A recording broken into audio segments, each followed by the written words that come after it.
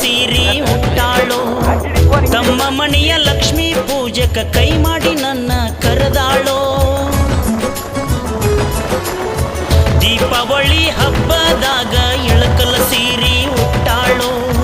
ತಮ್ಮ ಮನೆಯ ಲಕ್ಷ್ಮೀ ಪೂಜಕ ಕೈ ಮಾಡಿ ನನ್ನ ಕರೆದಾಳೋ ನನ್ನ ಬಿಟ್ಟ ಬ್ಯಾರೆ ಹುಡುಗಿನ ನೋಡಬ್ಯಾಡ ಅಂದಾಳೋ ನನ್ನ ಹೆಸರ ಕೈ ಮ್ಯಾಲ ಹಚ್ಚಿ